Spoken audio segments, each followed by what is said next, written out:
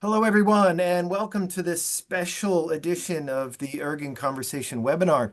This is a production of the International Investigative Interviewing Research Group. My name is Christopher Kelly, and along with Susanna Flolo, we are the co-directors of iIIRG and are very excited that you are all here to learn more about technology in investigative interviewing. What makes this webinar today so special is that we have teamed up with the multinational effort known as Implemendes, and we are going to waste no time getting right into it. But one quick announcement before we do. If anyone has any questions for our speakers, please drop them in the Q&A box, and after each speaker, we'll have a little bit of time to moderate a brief discussion before moving on to the next speaker, and then there will be time at the end to have a more general discussion. But I am very, very happy to introduce a special co-host who is coming to us today from the Implemendes project. And so please allow me to introduce Dr. Telma Souza Almeida, and she is an assistant professor at ISPA Instituto Universitario in Lisbon, Portugal, and a researcher at the William James Center for Research. Her research focuses on the participation of vulnerable victims and witnesses in the justice system, with a particular emphasis on investigative interviewing.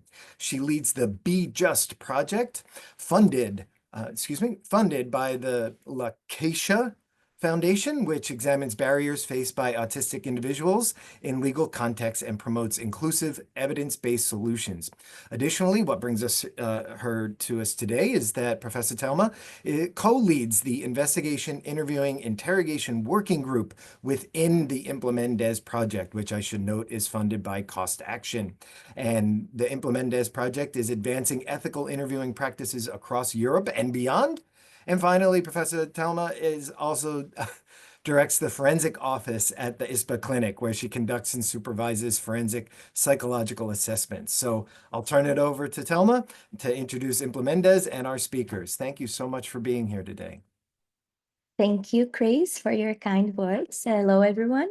It's a pleasure to join you on today's webinar. And let me begin by briefly introducing Implemendes, which stands for Establishing Networks to Implement the Principles of Effective Interviewing for Investigations.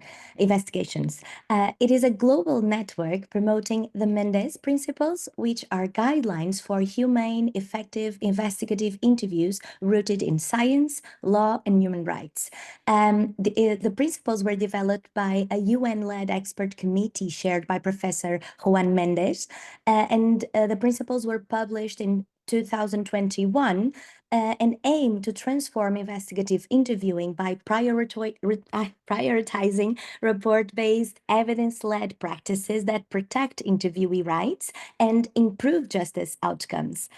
Since its launch in late 2023, Implemendes has rapidly grown, and I'm very proud to say that we are now around 325 members from 56 countries, including academics, police professionals, legal practitioners, and human rights experts. We are actively involved in a range of initiatives across Europe and beyond. For example, we recently created a specialized network groups that focus on key areas in investigative interviewing, such as developing a global training curriculum on investigative interviewing and exploring how emerging technologies like artificial intelligence can improve investigative practices. We have also been working on translating and adopting the Mendes principles into various languages, with recent workshops held in Romania and Poland, and more to come as well, to engage local stakeholders. We have already established 2 Mendes Centers for Investigative Interviewing, one in Ireland and one in Norway, and we are planning to expand these centers in the near future. We are also organizing numerous knowledge-sharing events across Europe, including conferences, workshops, and training sessions to foster this collaboration exchange of knowledge among professionals in this field. With this in mind, It is very fitting that today's webinar focuses on the use of technology in investigative interviewing. We are fortunate to have three distinguished speakers, all active contributors to Implemendes, who will share their insights on this important topic. Our first speaker, Dr. Kate Hayworth, is a visiting senior research fellow at the Aston Institute for Forensic Linguistics in the UK, a founding member of Implemendes, and a former barrister. Dr. Hayworth's work focuses on spoken language as evidence and the challenges of transcription and recording in police interviews. Today, she will discuss the benefits and limitations of audio recording police interviews and share findings from our For the Record project, which aims to improve the consistency and reliability of interview transcripts in the legal process. With that, I'll pass the floor to Dr. Hayworth. Hi, thank you. I'm just going to try sharing my presentation, which will hopefully go smoothly. Is that looking good? Can anyone let me know that they can see my presentation? You're good, Kate. Yes. Yep, thanks, Chris. Excellent. Good. So, hello. Thank you for that glowing introduction. So I'm here to talk to you first on this excellent panel. And I'm going to be talking about the recording of police suspect interviews in England and Wales from a linguistic perspective. So for those of you with short attention spans, this is the one slide version of my entire presentation. So this is all you really need to focus on. So basically, recording of interviews is a really essential safeguard for everybody on all sides of interviewing. And that's now enshrined in the Mendez principles. And this is for several reasons, but particularly about accountability, about accuracy and preservation of evidence, which is what I'm mainly going to be focusing on. But whilst recording is great, producing an official record after that is often, I am arguing, a very overlooked and underestimated part of interviewing practice. Bottom line, your interview is only as good as the evidential record of it. So your audio or video recording is going to be best in that it's the closest we can get to the original. However, what we see in practice is that written records, known as often called transcripts, tend to be used instead. Although they're not really transcripts, they often include quite a lot of summary, which is great for reasons of efficiency and time saving, but not when it's evidence. So basically what the message I want to get across here really is that poor quality records run the risk of undermining all the really great efforts that are being put into really good interviewing practice, which is through the iIIRG and through Implemendes, and also efforts to increase the amount of audio and video recording. So that in long form. So I'm just going to start by showing you a couple of the Mendez principles which relate to this. The first obvious one is about effective record keeping. So effective recording of information is a prerequisite to transparency and accountability. And moving on to 176, which the principles say that we must have an accurate record of all interviews, preferably audio visual, with the recognition that might take time. But the important thing is that there are both benefits and savings associated with having reliable records. It's worth the investment.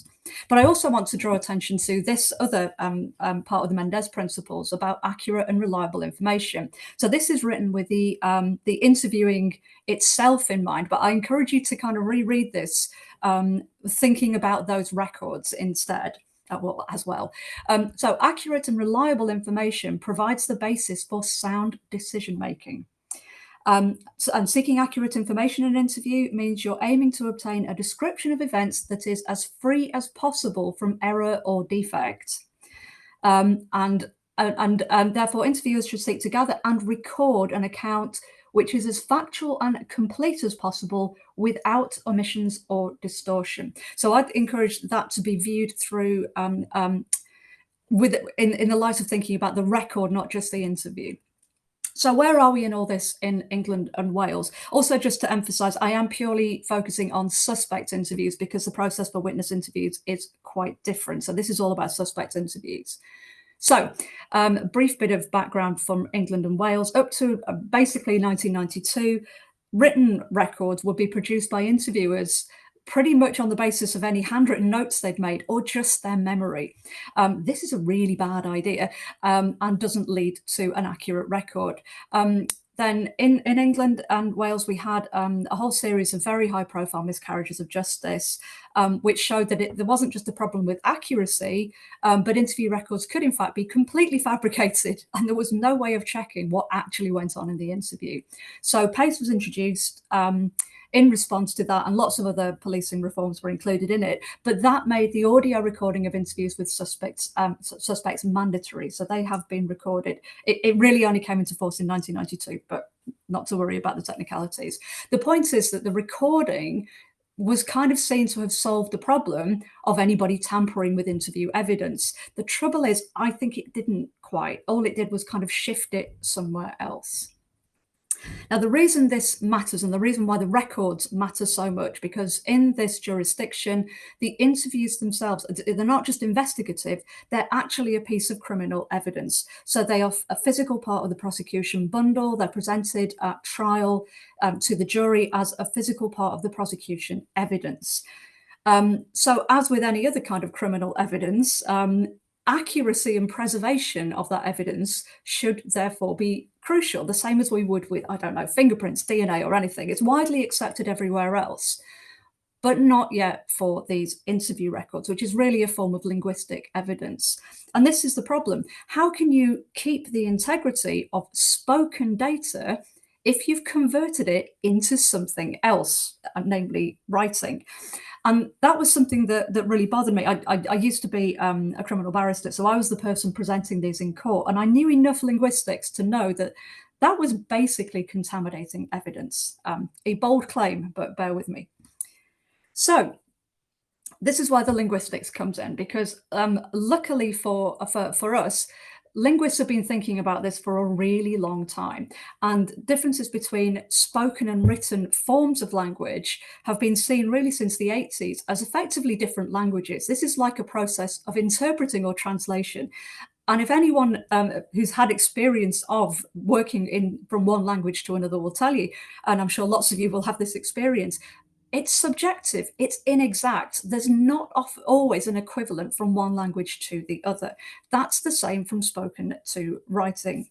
But the good news as well is that because of the need for transcripts for us as linguists studying spoken language, this is something that has been thought about in quite a lot of depth, again, going back to late 70s, 80s in linguistics, in terms of the challenges of going from spoken data to written. So there's a lot to draw on there. The thing is, though, that's only talking about transcription, where you're taking every single word. But what we see happening with these interview records is it goes well beyond just transcription. They're also really often quite large chunks of it are summarized. There's a lot of editing that goes on. And sure, that that saves a bit of time, but this introduces even more problems because that's even more selective and even more subjective. These are just some examples so you can see the kind of thing I'm talking about. So events were recapped, or PC so-and-so continued to go through items seized from the property. So clearly a lot of interactional stuff was going on there, which we simply don't have in the written version.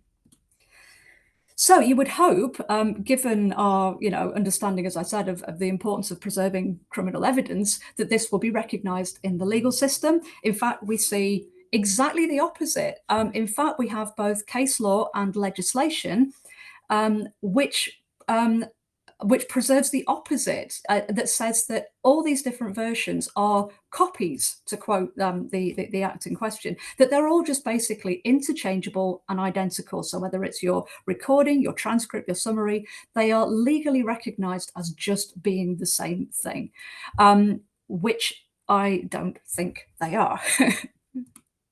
So in my wisdom and naivety, I thought, great, I'll come along and fix this. And that gave rise to the For the Record project, which is about aiming to take what we know from linguistics about this and to help improve that evidential quality and consistency of police interview records.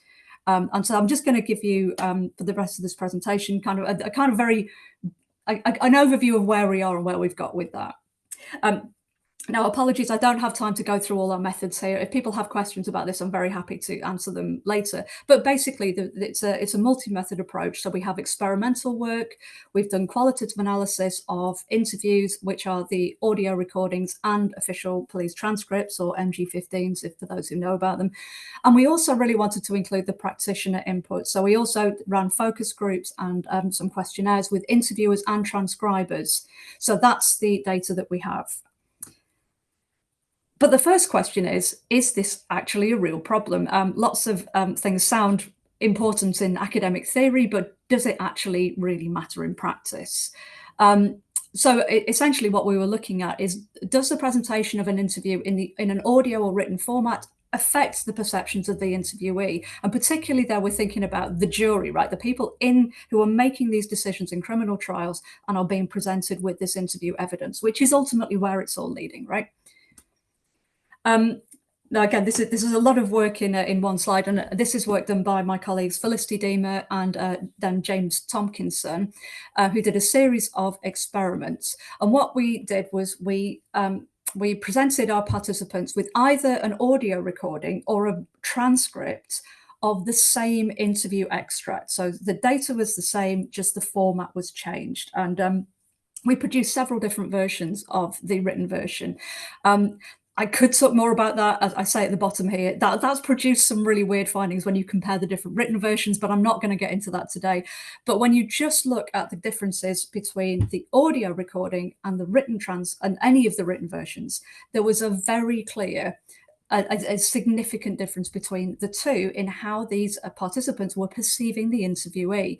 And I've listed there some of the ones where we found a significant difference in terms of the traits they were sort of crediting the interviewee with. And it's things like credibility, cooperativeness, agitation, aggression. They were different depending on which version they got. We also got a significant difference between the audio and written versions when they were asked, do you think the interviewee is telling the truth? Same again in graph form, because that one just blew my mind, really. So the interviewee was more likely to be judged as telling the truth by people who heard the audio than those who read a written transcript of the same data. Also, shout out to the don't knows, because let's face it, that's really the correct answer there. They shouldn't be judging off just this, but still, we have an important difference there. So yes, there's a problem, but then this is where it's really beneficial to actually understand the actual professional context, right? Because written records are clearly a very fundamental part of current practice. They're used by everybody. And that's for reasons that we can all, absolutely relate to and understand. As Western societies do tend to privilege written text for a start.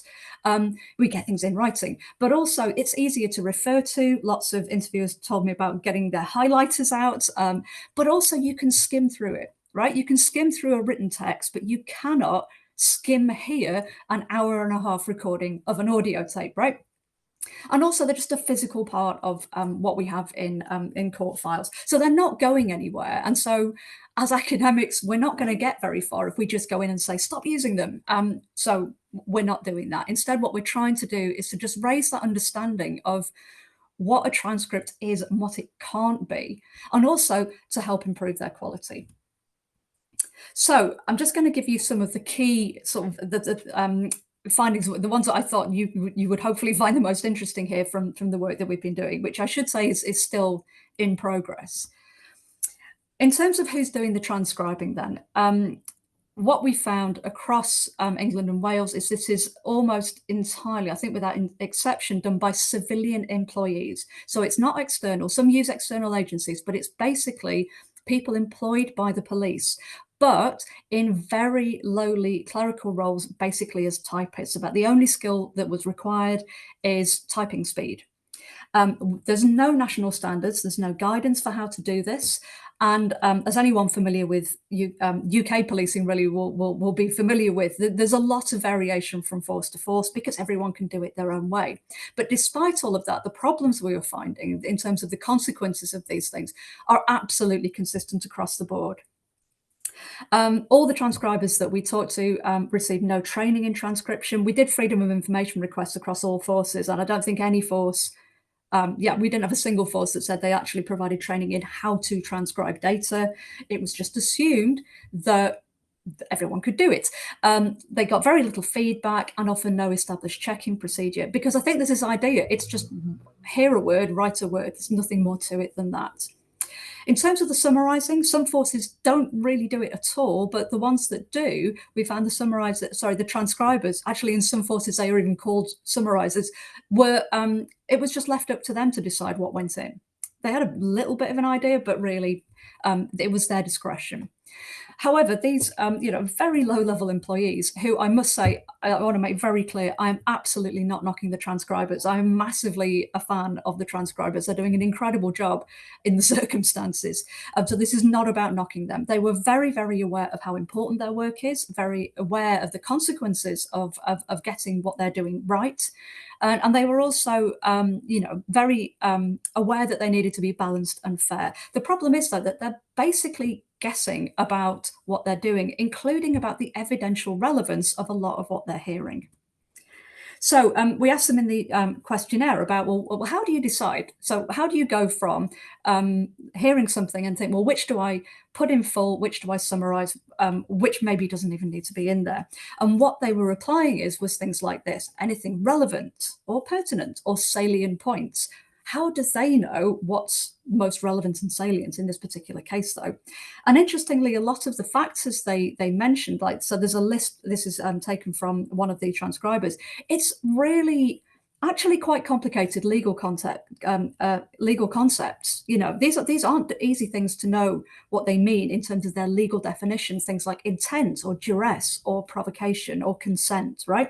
And these are people with no legal training or background or input of any kind are trying to work out what those things are and apply it.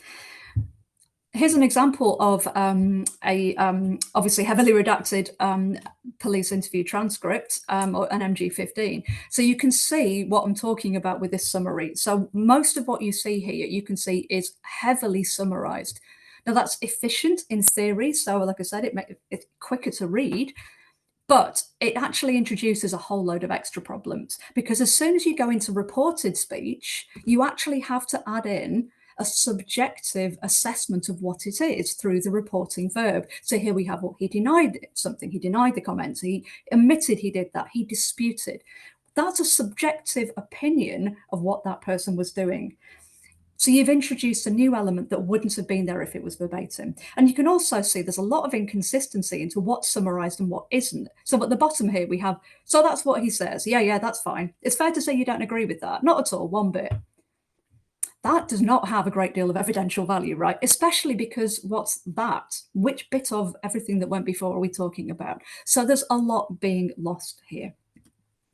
And in terms of all the things that both the iIIRG and Implementers and many other of us working in this area are getting always working towards a good interviewing technique. And I just want to give you these extracts from two completely separate focus groups. It's the same force, but these were held with separate groups months apart. But it's an interviewer talking about what they find annoying in transcripts, and then a transcriber describing how they go about the process, and you can see exactly where the problem comes in. So the interviewer was saying, my biggest bugbear with the transcript is you get like 4 or 5 questions just put into one answer, so summarized down into one. I don't think it gives you the bigger picture of, why you're going down a certain line of questioning sometimes. You might ask 5 questions to get to that one point, whereas by paraphrasing, you miss, this is why I'm going down this line of questioning.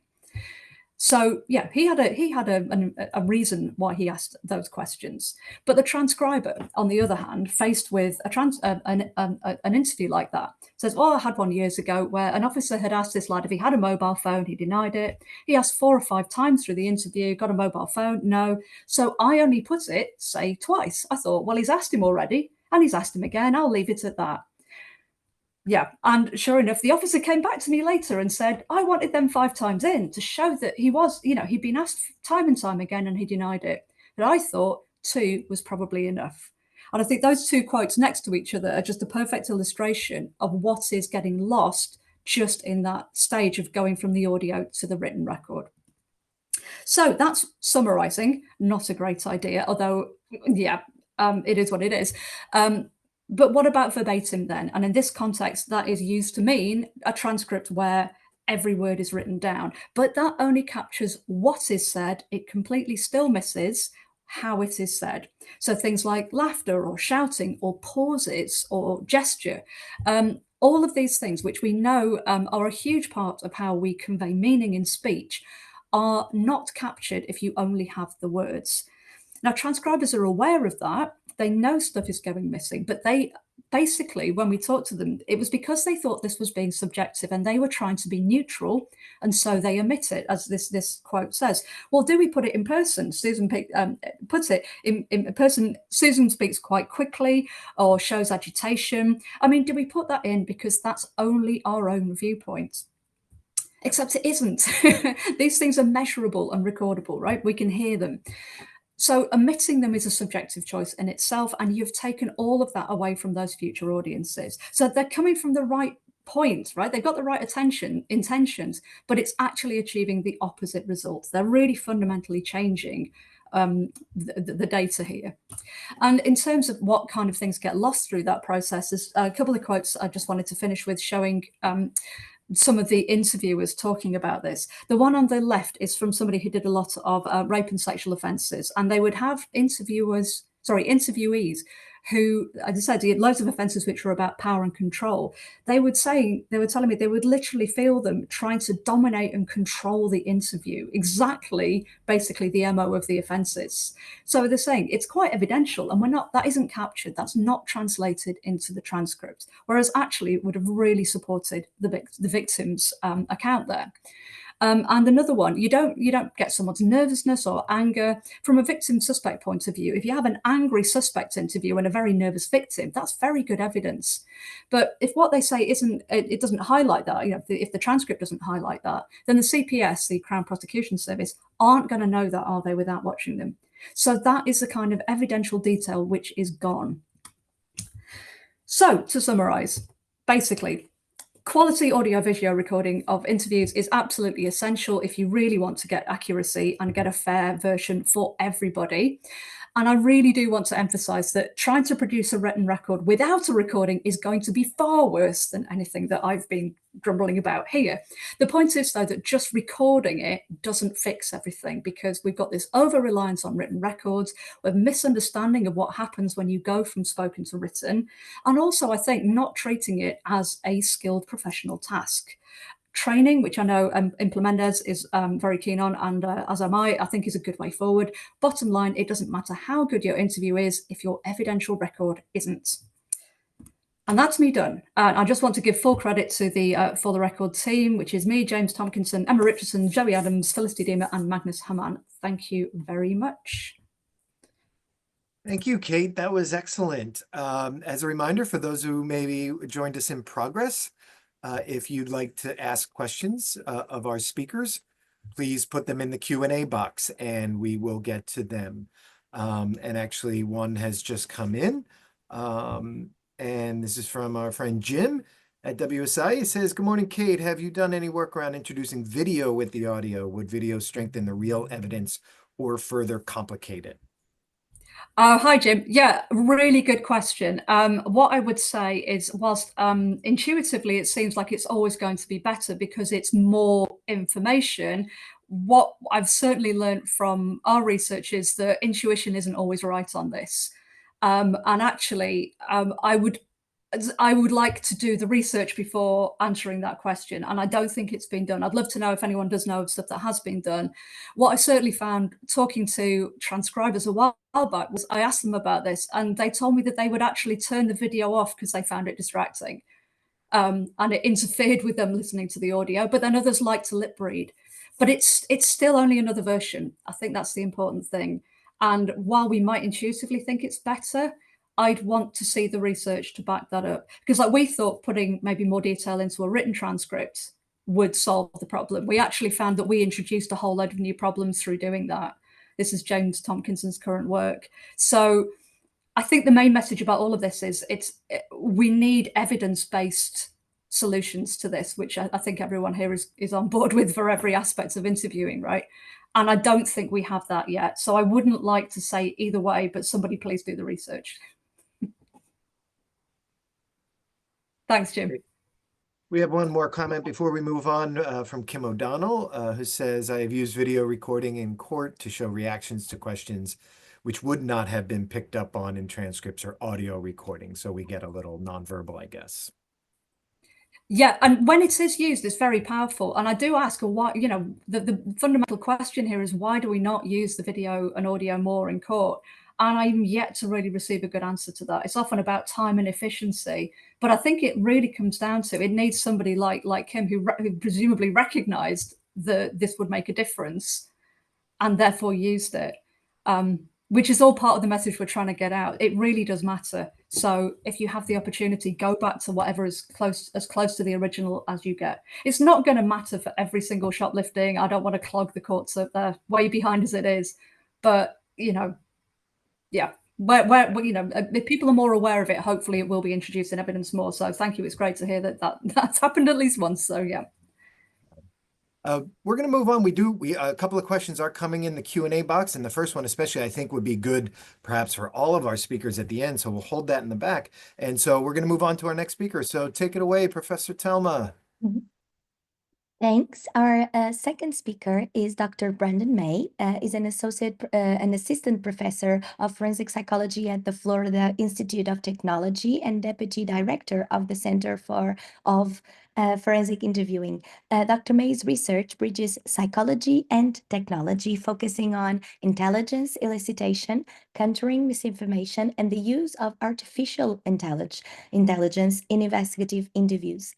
Today, he will critically examine the potential and risks of generative AI tools, such as large language models like ChatGPT, in investigative interviewing. Dr. May, you now have the floor.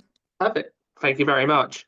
And a great talk from Kate there. And I remember a point that my supervisor, Professor Becky Milne, said when I started my PhD, was we need officers, we need court systems to rely on and use that audio-visual recording.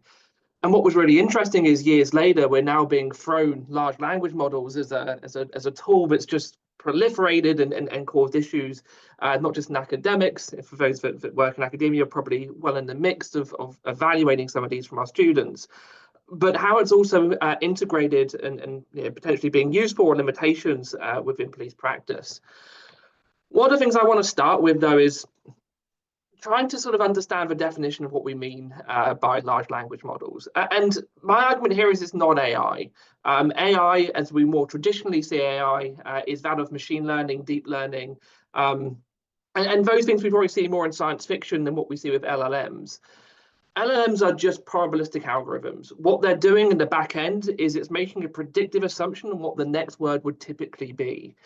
There's a little bit of flexibility around that, but they do not have intrinsic understanding. They're just trained on vast data sets. What's pretty amazing, though, and I presented this or a very similar presentation a few months ago, is the exponential increase in the data sets that are being used to guide LLMs. So we had ChatGPT 4.5, that came out a few months back now, maybe even a few weeks ago.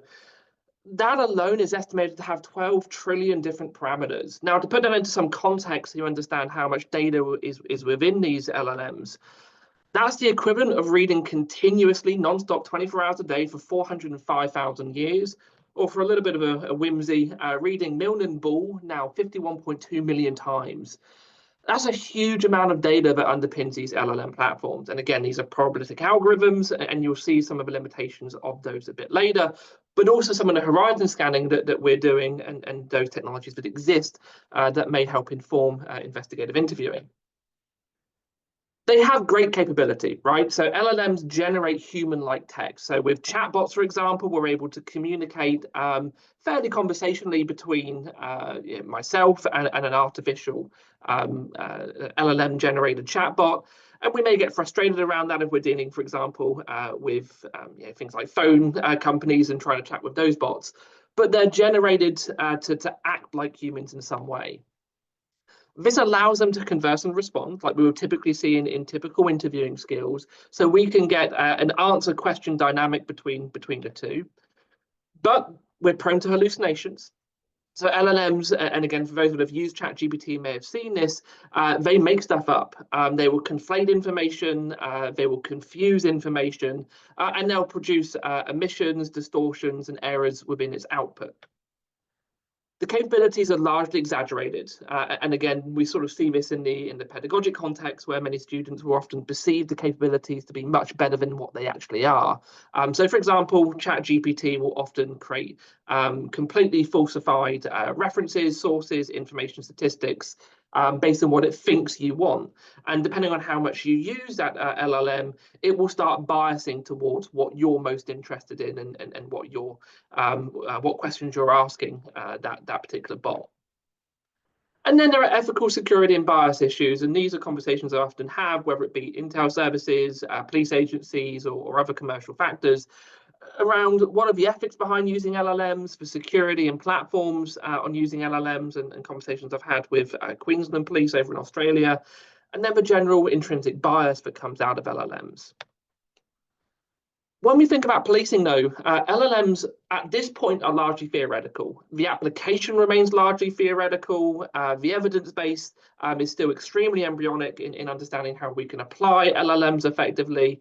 But what we do know is this industry is reshaping and evolving within policing.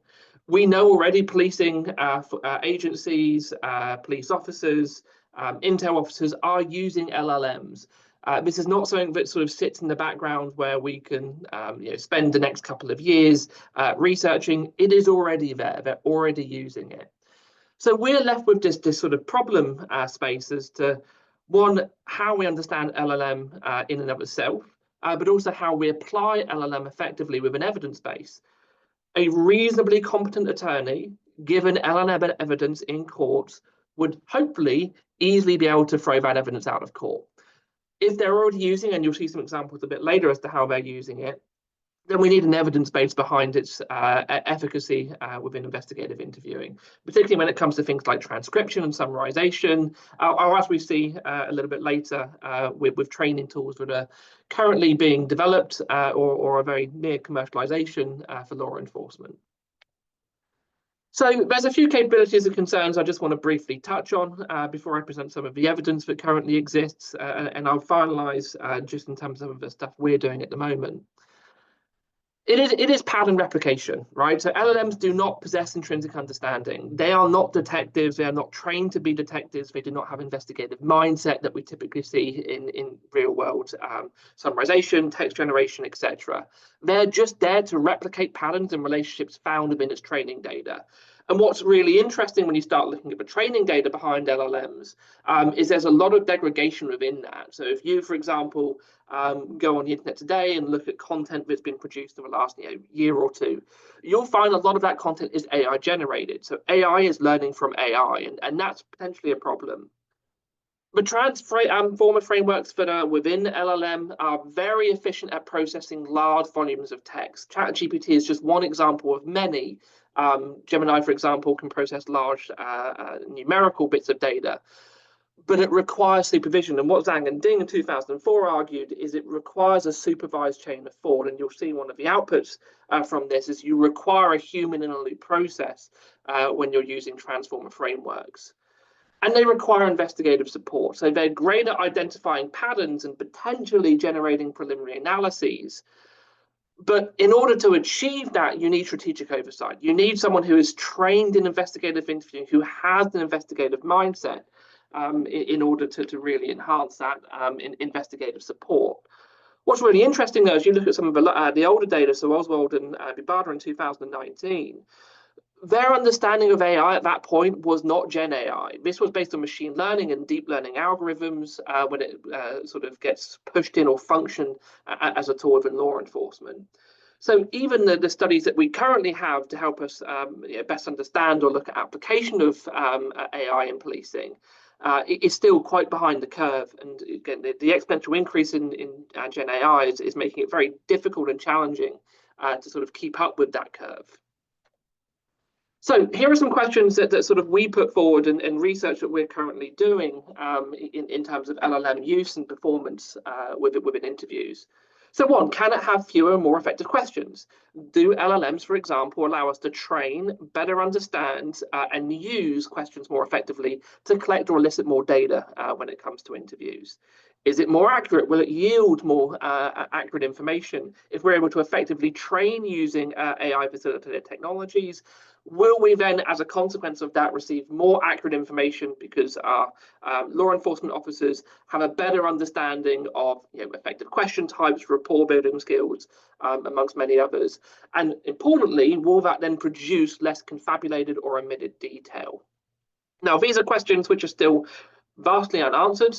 They are projects that we are still doing, so there's a lack of data on this at the moment. But in the training space, this is sort of the area where we're seeing a lot of improvement and some really interesting results. So the first is ASR, automated speech recognition. And what we're seeing here is an efficiency effect. So research by Storgova in 2024 demonstrated that traditional transcription, and Kate, you probably have a much better note on this, roughly takes about 24 hours per hour of audio. There's some flexibility around that depending on the individual and the force who are doing it, but we're seeing that AI is able to massively reduce that. In some cases, we can produce 1,000+ word transcripts in under 30 seconds.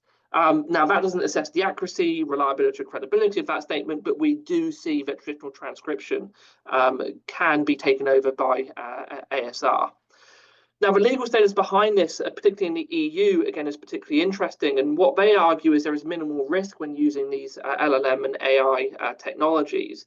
More specifically, they argue the use and minimal risk of text summarization, text transcription, as long as there is human oversight. So it remains a human in the loop process. So whatever it produces, you review that content. But regardless, and I haven't found any regulatory or legislative input here, and maybe there is one, but I've just not found it yet. There is nothing here which allows us to have best practice for interviewing. So while we may regulate, for example, or provide minimal risk information around transcription, in terms of interviewing context, there is nothing there which provides regulation on its use. So again, that's slightly problematic when we look at best practice and ethical interviewing skills and how we apply things like implemendes within LLM use. The other, and this is a sort of a growing body of research, is that towards AI avatar-based training systems. And I know we've got some colleagues here in academics, Sam Conway, for example, I believe is in the audience, that looks at AI avatar-based training systems. Now, a lot of the early avatars looked at first-generation transcripts with children, limited autonomy. But what we saw with that, at least in some of the research, is that these AI avatar training systems were producing effective training mechanisms. So they were enabling officers to practice their question types, to build rapport with these virtual avatars. And as we move to more AI-powered and more hyper-realistic scenarios, again, what we're seeing here is that the training is reducing suggestive questioning and improving non-suggestive, more open questioning techniques to enhance interviewing practices. And for those that train, for example, with role players, and we see this a lot in law enforcement, it reduces the cost. It enables replicable use of question types. So we don't have to wait weeks, months, or even years to get these role players. We can do this in 10-minute slots time and time again.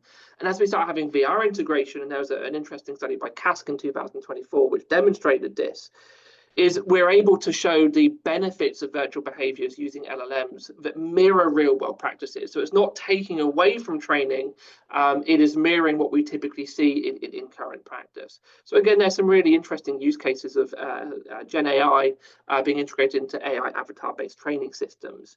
And one great example of this is EchoMind. If you follow me on LinkedIn or you've seen some of the papers coming out from this, EchoMind is one example of how AI-based training systems, particularly using Gen AI platforms, can increase interview effectiveness. What they found in their study, alongside Pekka Sintila, is that we improve outcomes up to 128% increase in interviewing effectiveness. It becomes more targeted with question types, so we get better training outcomes, and it's repeatable, right? So what we see here is that we have a scenario which can be repeated over and over again. We can change different characteristics of avatars.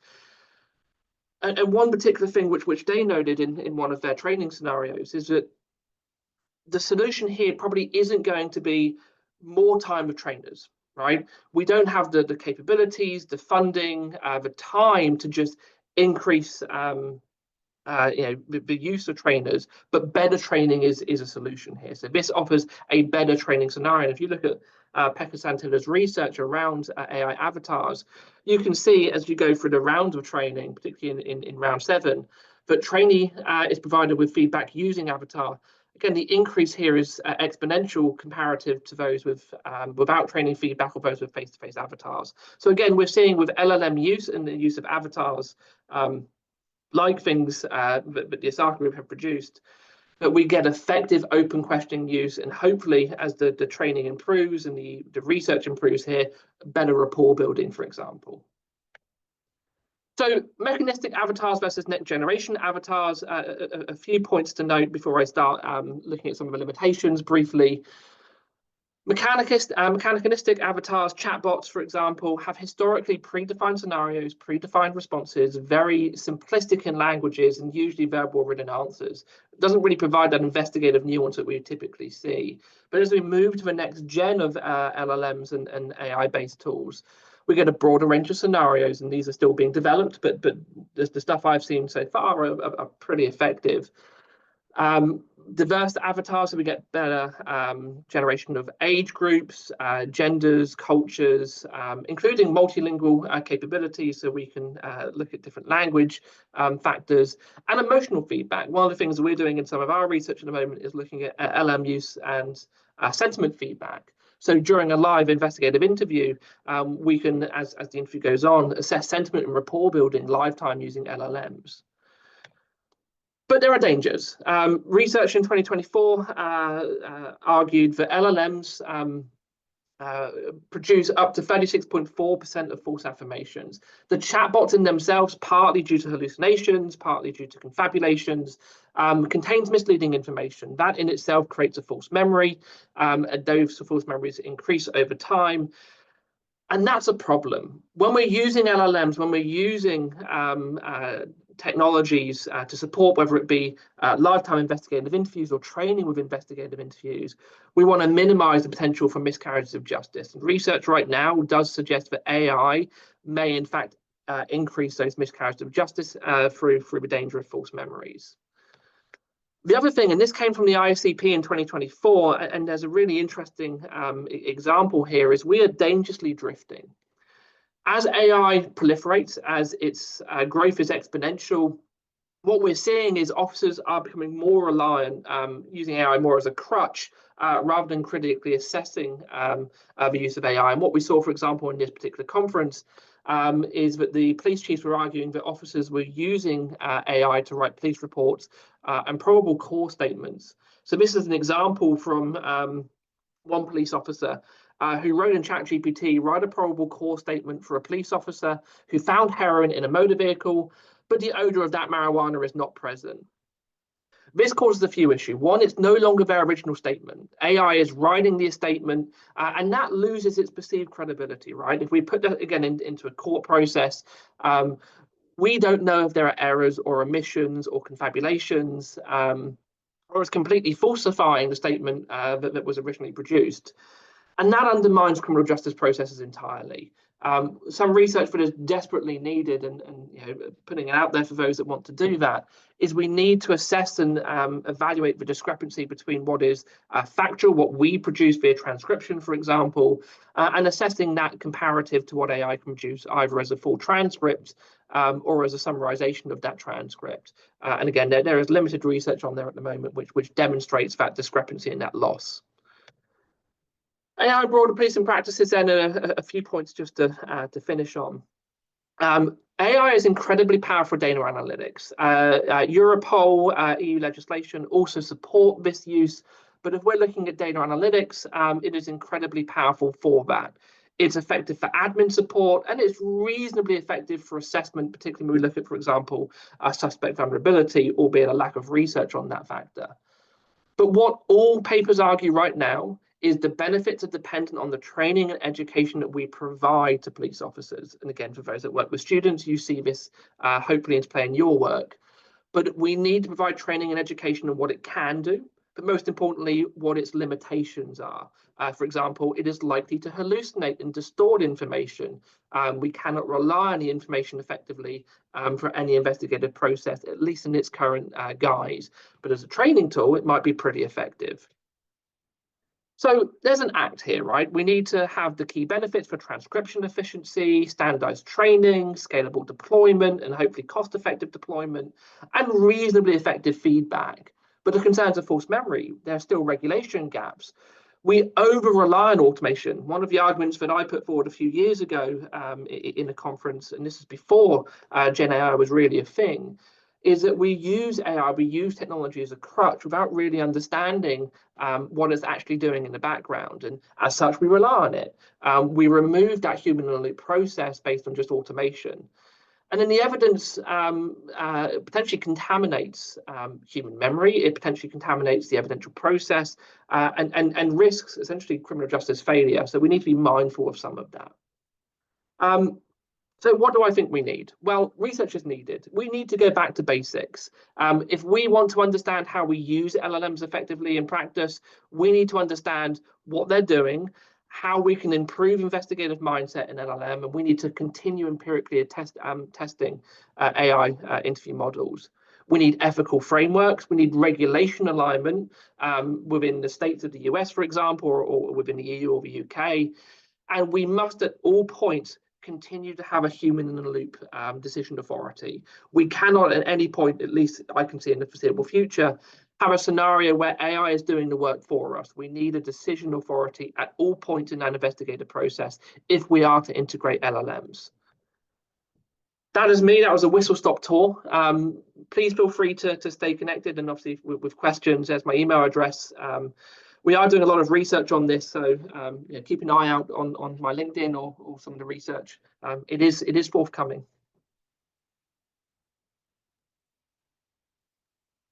Thank you so much, Brandon, for that very interesting presentation. I realize now how little I know about the AI tools that are and opportunities that are out there already. I'm not able to start my video, but that doesn't matter. You can hear my voice. We have 3 questions, and I'm going to start with a question of clarification from Jason Adams. And he asks, when you say AI training avatars, are you still speaking about LLM driven? Yes and no. So there's some interesting research which looks at just avatar-based tools, which are not AI-driven. And I'd probably urge you to look at some of Sam's research on this. I was reading some of the bits he put out this morning, and that isn't necessarily AI-driven. The stuff I looked at today was AI-driven. So there's an AI facilitation within that. EchoMind is an example of that. So it's using large language models and Gen AI to essentially facilitate that conversation between the interviewer and the interviewee, and it provides feedback on that basis. Thank you so much. So we also have a question from Stephen Henderson and Richard Kempschel that are sort of similar in nature. So I'm going to try to combine the two. So both of them are currently exploring options for using AI to transcribe interviews, effectively removing the typist from the equation. And they would like to know your thoughts on automated transcripts of video recordings, also in particular in relation to a technical video interviewing systems that provides real-time transcription below the video images. So I'm not aware of much research right now which demonstrates the discrepancy between what AI can do and what a human can do. My concern, and this is research we're actually doing at the moment, is that AI is going to potentially produce errors and discrepancies, distortions within that transcript, which may lead to issues in, for example, summarization. So sort of AI transcribing and AI summarizing what AI has produced. That for me, that's concerning right now, because there is a lack of research in in what can be achieved. And I think Kate can probably help with that, as she just said. But that's my sort of gut feeling is right now, I don't personally believe that AI is capable without having any potential distortions. And Kate, what do you want to add to that? I don't want to talk about myself, but I want to talk about the work of a few other linguists who are doing exactly that, particularly Lauren Harrington, who's at York, whose PhD touched on this, and she's got a few publications on this. And as luck would have it, I think I can just stick a link to one in the chat. I'll do that in a minute. But yeah, so the research is being done, and I think in essence, and Lauren will be able to explain much better, it depends is the answer. It depends which system you're using, but some of her really interesting work has looked at how it's affected by accent. And I think there's also problems of how you measure what success looks like, because word error rate will be able to tell you, did you get all the words right? But it doesn't necessarily mean, some mistakes are bigger than others. So I'd point people towards Lauren Harrington's work. Also, Debbie Lokes in Australia is another linguist who's done some work on this. And Alex Walker, who's a lawyer linguist in the States, is about to publish a book chapter on that in a book published, being edited by me, yay, which was looking at Black English transcription and the difference between AI and people doing that. Short version, they're both really, really bad at it. Oh, Lauren's actually here. Excellent, good. So Lauren is here. Sorry, I had no idea you were here, Lauren. There you go. There's a stroke of luck. Ask Lauren. So one of the other things I'll just add to that, and I'll give you some preliminary insights into what we're doing. So I'm working with a colleague in the UK doing this. And what we've done, and this is just based on GPT models, is it's not able to distinguish between, for example, 2 or more speakers. So it can, me and Kate can talk and it can distinguish who we are. But if we add a third person into that mix, it really struggles identifying that. And then we have to manually go in and we have to edit, and it's time consuming. And when I presented this to Professor Amina Memon a few months ago, one of her concerns was actually it increases cognitive load. By the time we then go into all those processes, actually we're probably making more work for ourselves than if we just transcribed it originally. So I do think there's potential for the future here. Like AI really is the future for policing. I think we'd be naive to think otherwise. But we're behind the curve a little bit on the research. It's so capable that we're probably not doing the research quick enough to keep up with the technology as it becomes more powerful. And I think with that, we need to hand over back to Thelma so that you can introduce Adrian, because we don't want to miss your presentation, Adrian, and then we can save the rest of the questions for later. And please feel free to just continue writing your questions in the Q&A or in the chat, and then we'll get to them as we get a chance. So over to you, Thelma. Okay, thank you. Our third speaker is Mr. Adrian Gates, and he brings a valuable practitioner's perspective. A former detective in Ireland, Mr. Gates is now a doctoral candidate at the University of Portsmouth in UK. His research focuses on the unique process in Ireland where all suspect interviews are both audiovisually recorded and captured in simultaneous handwritten notes. However, it is the typed summary of the handwritten notes, not the video, that become the official evidence presented in court. In his presentation, Mr. Gates will share his findings on discrepancies between audiovisual recordings and the typed records, shedding some light on how much crucial detail may be lost in transcription. So without further ado, let's proceed with Mr. Gates' presentation. Thank you.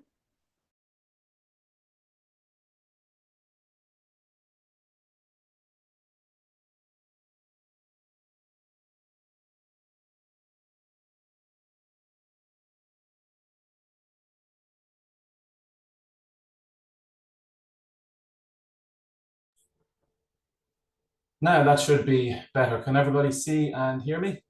Yes. Yes. Super stuff. Well, thank you very much, Thelma, for the introduction, and it is my great pleasure to follow on presentations from Kate and Brandon, both very thought-provoking and extremely relevant in the world of policing, I believe, and not just policing, but anywhere that we're looking to gather information in any part of the world. So, as Thelma said, I am a current doctoral candidate in the University of Portsmouth, and my research is on the evidential consistency of written records from interviews with suspects. So in my 18 years in the police force in Ireland, on Garda Síochána, I was mainly a detective. And I took part in many interviews, and I operated as a level 3 advanced interviewer. And later in my career, I also became the lead instructor on the investigative interviewing course. So I almost had a hybrid role where I could see what was happening from a training perspective, but I was also in the interviewing room. So what I propose to do today, I know we are slightly curtailed by time, but I would like to, let's not move it.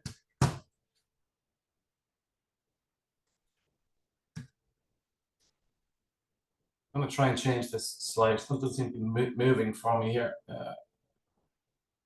There we go. There we go. So in terms of an agenda, I'm going to look at the evolution of investigative interviewing in Ireland. I'm going to look at how miscarriages of justice have led to legislative change here and also procedural change. And we follow a very similar path to the UK, just albeit at a slower pace. That'll bring us on to the current interviewing process in Ireland, which is very important. And as Tam already alluded to in the introduction, we must audio and visually record all interviews with suspects. We also must take a contemporaneous handwritten note at the same time. So it gives us this research, you know, gives us an opportunity to effectively sit in the interview room and see what happens. So the data I felt was very rich. I'm going to present my preliminary research results, and then importantly, I'm going to say, so what does this mean, and discuss the implications. And we'll just, to bring it full circle, we'll talk a little bit about compliance in Ireland with the Mendes principles. So before I go any further, I would like to share a quick story, a true story. Just over 8 years ago, I was sitting in an interview room. I was the lead interviewer, and there was a second interviewer or co-interviewer also present, taking handwritten notes. This was extremely high profile case.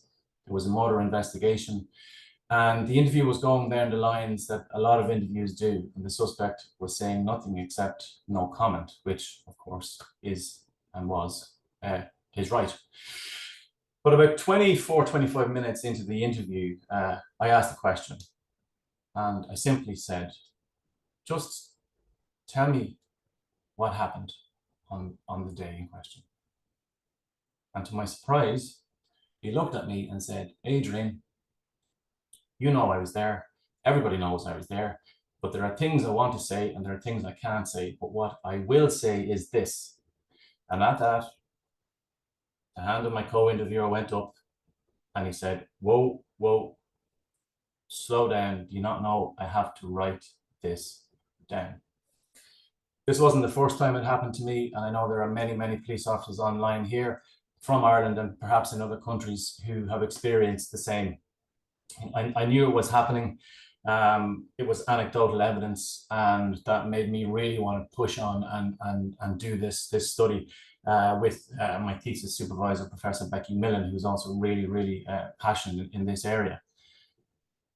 So in terms of miscarriages being a force for change, I think this particular slide will apply to every country. You know, you have miscarriages of justice that leads to public outcry.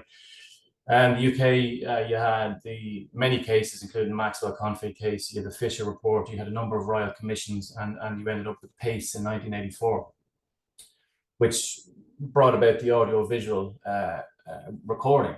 And in Ireland, you know, it went down a similar route, just probably as I said earlier, at a slower pace. We had many high-profile cases that led to political pressure and legislative changes. We ended up in 1987. We brought in a law where each statement, each interview had to be, from a legislative point of view, handwritten down. And it wasn't until 1997 that mandatory recording came into place. If I was to pick two cases, you would have to look at the Dean Lyons case. and the scandal in Donegal. So these are two main drivers for the change of interviewing practices in Ireland. The Commission of Investigation into the Dean Lyons case and the Tribunal of Inquiry into complaints concerning police or Gardaí in the Donegal division, known as the Morris Tribunal, they both highlighted practices of an Garda Síochána, which included the audio-visual recording of interviews and suspects and witnesses that led to miscarriages of justice. So it was Judge Morris that called for the peace protocol to be implemented in Ireland, or something of a close equivalent, and that's what happened. The GSAM, or the Garda Síochána interview model, was introduced in 2009, and with it, an information gathering approach to investigative interviewing, similar to that of the peace model. So now, currently, the interview process in Ireland looks like this. So we have a requirement that all interviews with suspects in custodial settings are recorded, audio-visually recorded. The suspect is invited to make a voluntary caution statement, or they're either arrested and detained under relevant provisions. Either way, they must be cautioned before each interview. Interviewer 1 asks questions. Interviewer 2 will make a contemporaneous handwritten note. On completion of the interview, the second interviewer or co-interviewer will read the statement back to the suspect, who is invited to endorse and sign same as the true reflection of what took place. So this handwritten statement is then submitted for typing, and that becomes the final product. So this statement is typed, returned, and used as the basis for legal and investigative decision making, and included in the investigation file. So I wanted to have a look at what was actually happening in the interview room. What are members of the Irish Police or Garda Síochána actually writing down compared to what is actually happening in the interview room? So the current research is an examination into the evidential consistency of statements taken during interviews with suspects of crime. So the aim of the research to examine the evidential consistency of statements taken during interviews with suspects, primary objective, is to identify what discrepancies, if any, had occurred between the transcript of the audio-visual recording of interviews and the corresponding typed record of the interviewer's handwritten notes. So the research question then is, to what extent do interviewers' handwritten notes from interviews with suspects accurately reflect what was said in the interviews? So during a lengthy process and a lot of work and a lot of reading of the literature, I was able to develop a picture and take a closer look at the construction of statements from suspects. So, it is held that the construction of any record inevitably involves selection, deletion, and alteration of information. The comparisons between the spoken interaction and the human record of interviews with suspects have highlighted several significant differences in various countries, from Holland, Sweden, and England. The final typed product of interviews tends to be more factual, detailed, and precise compared to the audio recorded version, and constructed in accordance with the institutional perspective of the police officer. Now, I've obviously looked at a lot of Kate's work, and to echo what she has already said, in contrast to strict principles of preservation applied to physical evidence, the data from interviews with suspects is subject to unintentional yet significant contamination by the time it reaches the courtroom. I think that's a really important point. I do not believe that police are doing this intentionally, and I believe that a lot of it is unintentional, and it becomes a systematic problem as opposed to a motivational problem. So when we look at the mental processes, we know that humans have imperfect cognition. So taking a statement in police interviews can be cognitively demanding. It involves loads of tasks, from active listening, information assimilation, question formulation, and of course, the note-taking. Conversational memory tends to be gists rather than verbatim due to competing cognitive demands, and due to the limitations of working memory, interviewers often find it challenging to accurately recall an interviewee's response while simultaneously managing other demanding tasks within the interview room. So in terms of human bias, a common thread running throughout miscarriages of justice is the early assumption of guilt that investigators choose to focus on. They choose to focus on evidence that would confirm prior beliefs. Inaccurate records of suspect statements have been attributed to police officers discriminating between information that suits their interviewing agenda when recording interviews. So quite briefly, just to touch on the materials and the methods for this study, I used audio-visual recordings of interviews with suspects and the corresponding handwritten records of interview statements. The audiovisual records of the interview were captured on DVD at the respective guard stations at the time of interview, and the DVDs were subsequently transcribed by me over an 18-month period. That's how long it took to transcribe the 15 statements. The interview transcripts were used in conjunction with the typed statements. So there was a sample of 15. I used 15 police stations from 13 different police divisions throughout Ireland. Sample cases range from assault, sexual assault, possession of drugs, up as far as murder. Interestingly, the number of pages in the typed statements from suspects ranged between 5 and 18, a mean of 11. And the number of pages in the typed transcripts of the interviews with suspects ranged between 20 and 75, with a mean of 43. So it was no surprise to me that the transcripts were almost 4 times longer than the typed statements. So that leads us on to the coding protocol. It was based on previous work in the area of witness interviewing that illustrated the different types of discrepancies that can occur when comparing statements to recordings. The following categories were included: consistent details stated by the suspect and included in the handwritten statement; distortions mentioned by the suspect and noted down incorrectly; omissions mentioned by the suspect but omitted from the handwritten statement; and intrusions, or new information not mentioned by the suspect but included in the statement. Now, in line with common interviewing coding protocols, each category was also coded with respect to detail type, that is, persons, actions, object, surrounding detail, conversation detail, and temporal information. The pilot study highlighted a lack of understanding regarding investigative decision-making, and consequently further investigative detail types were added to the coding frame. And they were incriminatory detail, denial detail, lines of inquiry, active defense, and no comment. So in terms of the coding, I coded the data, which comprised, as I said, 15 statements and their partner in interview transcripts for comparison. The procedure involved comparing each typed statement to the counterpart transcript of what the suspect actually said in interview. Firstly, each detail in the transcript was examined to ascertain whether it was included in the statement. If it wasn't, it was coded as an omission. If it was included within the statement, then it was determined if it was included accurately and coded as either consistent or distorted. And 1 point was given to each item of information. Any information in the statement but not in the transcript was coded as an inclusion or new information. And the final step was to code each piece of information with respect to the detail type, being person, action, etc. So this leads me to the preliminary results that are relatively hot off the press. So we'll start with having a look at the discrepancies across each of the 15 statements.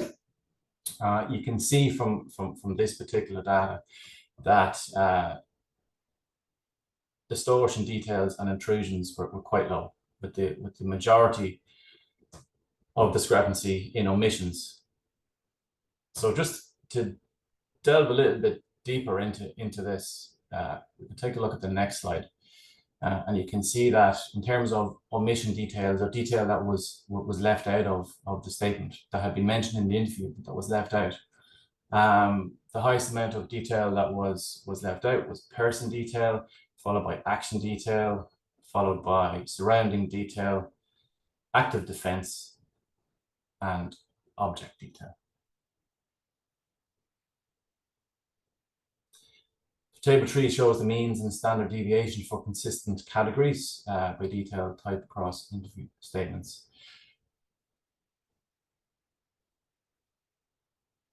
Now, I understand that, you know, we're moving at quite a pace here, as am I, but I do feel that it's really important to show some examples of discrepancies across the interview transcript and handwritten statement, and in effect bring this data to life, as it were.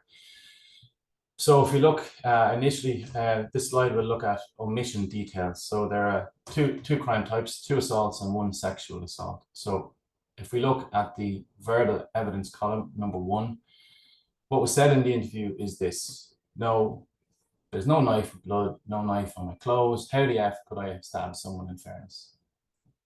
This was omitted in the handwritten statement. From an assault case, suspect said didn't kick him. I know for a fact I didn't kick him. And in a sexual assault case, suspect said it was wrong because she had said she was not in the mood. Now, any legal representatives or police on this particular presentation will know how important detail is. From a sexual assault point of view, I read a recent study. In the UK, 1 in 5 reported cases make it to court, and then just over 50% result in conviction. And I can tell you that the stats are pretty much a replica here in the Republic of Ireland, just over 50% resulting in conviction. So we have to start looking at the evidence that's coming through, and are we gathering? We have to ask, are we gathering full and faithful information? In terms of this distorted category, verbal evidence in a sexual assault case, what was said in the interview is, I acted like a monster by keeping wanting sex and not just stopping and being in a bad mood and coursing and giving out. That was like acting like a monster. What was written down is, I acted like a maniac by keeping wanting sex and caring and not stopping and not just letting her go to sleep. And then in the drugs offence, in response to your question, where did you buy them? Place in Ireland called Sligo was written down, but that was never mentioned.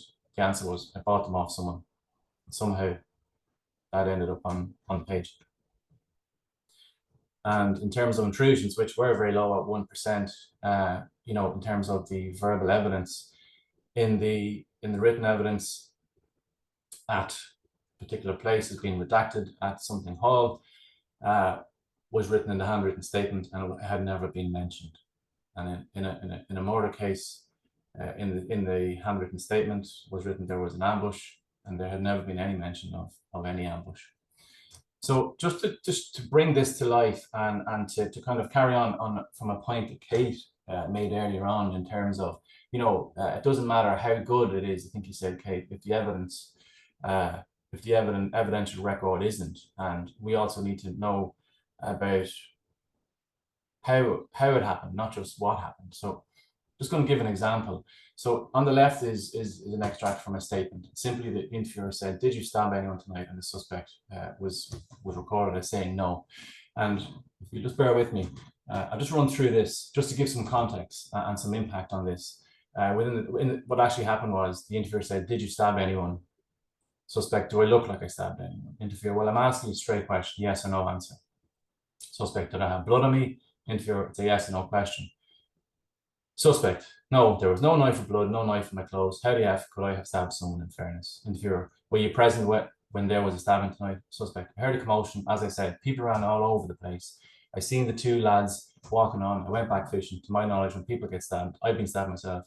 When you're stabbed, at this point, the interviewer said, Jesus Christ, you're off and one again. Could you just answer yes or no? Suspect, you'd be limping. Like, interviewer, can you just answer yes or no? Were you present when there was a stabbing tonight? Okay, so just take a look at the final product. From this, you can see that the overall inaccuracy rate was 61%. And again, I want to echo something that Kate said earlier. This is by no means having a bash at members of An Garda Síochána. I was proud to serve as a member for over 18 years. There are some unbelievable people there. They've implemented a really, really good interviewing model.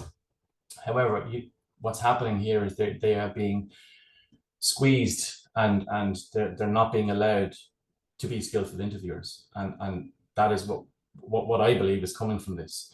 in conclusion, this study has shown a comprehensive coding protocol allowed me to determine that the errors identified in this sample, mainly in the form of omissions, but also distortions and intrusions, did pertain to forensically relevant detail. All 15 statements had errors. So we need to look at the so what question and look at the implications. So despite the importance of statements to the criminal justice system, it appears that statements generated in this translational way are likely to be inaccurate and error-ridden. The quantity of information goes down, the quality of information goes down, and therefore the quality of decision-making is affected. As I said, skilled interviewers are being prevented from using their ability to carry out skilled interviews that should be ethical, empathetic, and rapport-based. So to finish off by looking at the Mendes principles, I've actually picked out the same two as Kate did, so there's no need to go through it in terms of practice and accountability. In the GSAM appears to be compliant with the Mendes principles. It's based on legitimate scientific foundations and underpinned by legal safeguards. But we have been prevented from establishing and maintaining rapport, and as we can see, from eliciting accurate and reliable information. So we need to do what the Mendes principles are shouting at us to do, and that's to keep effective records and to use audiovisual technology. Now, that's the thing in Ireland, we do both, and we need to take a look at technology, moving on from what Brandon said, at how we can transcribe them. And I agree with Kate that it's not just fixed when you record something, that there are other difficulties, and there are cost issues, time issues. But given the results of this of my study, I think that now the time has come to really have a look at moving away from the handwritten statement. So with that, I know we are a little bit pressed for time. I will thank you all for your time, and answer any questions. Thank you. Thank you, Adrian. That was fascinating. And my background is in criminology and criminal justice, and I've been trying to think about where interviewing fits in the broader sweep of the system. And you alluded to this earlier about how what are the outcomes of these cases where these discrepancies are so great? And so my question that I want to throw to you is that what's the likelihood of, I mean, we all know that no one study is going to change law or practice for that matter. But what do you think the prospects are for your work leading to change? Because it seems like it could be a pretty simple change. And that 61% of inaccuracy is a huge number. I mean, I think anybody who thinks for more than 5 seconds about this would recognize that we have a real problem here. Yeah, I agree. I think this will touch countries all over the globe. The majority of countries still don't audio visually record, and there are some countries whereby the gold standard would be if you actually pick up a pen and take handwritten notes. I think it's timely with Mendes and implement Mendes and with iIIRG pushing this, and I think we don't need to overcomplicate anything, but we do need to be realistic and understand that there are a lot of pressure on police forces throughout the world.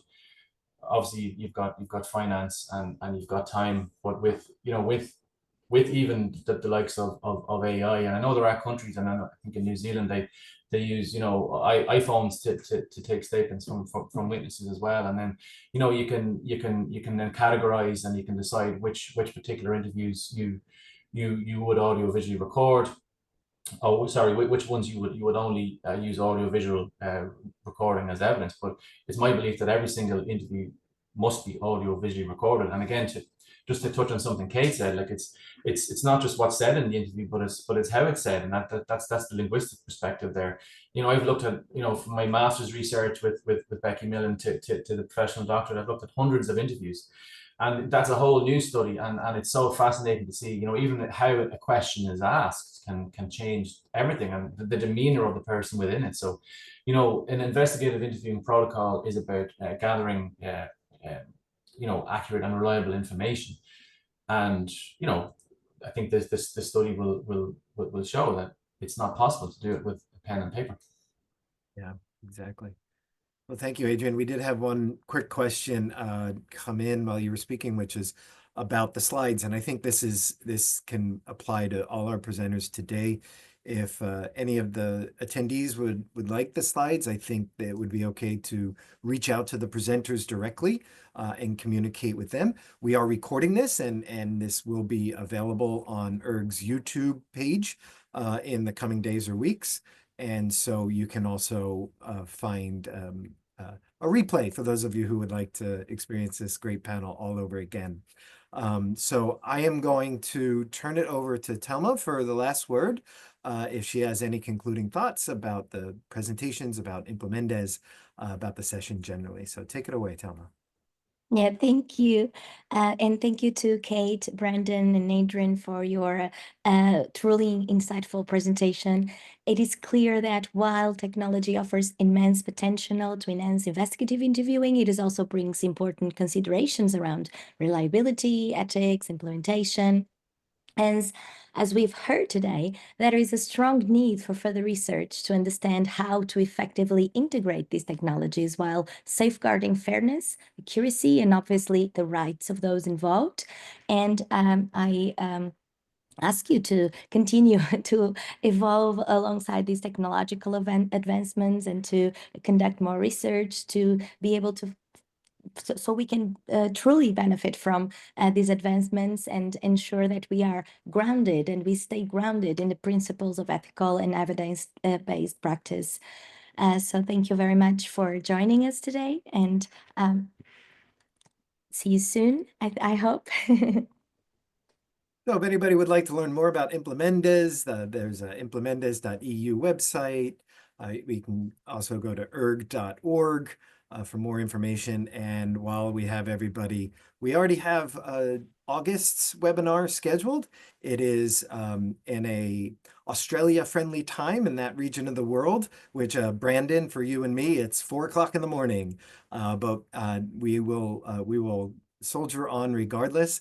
And more information is coming, and it's going to happen on Thursday, 14th August. And it will be voices of sexual assault survivors who have been interviewed.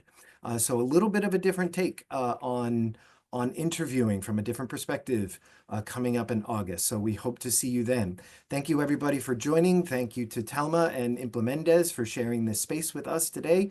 And of course, and especially to Kate, Brandon, and Adrian.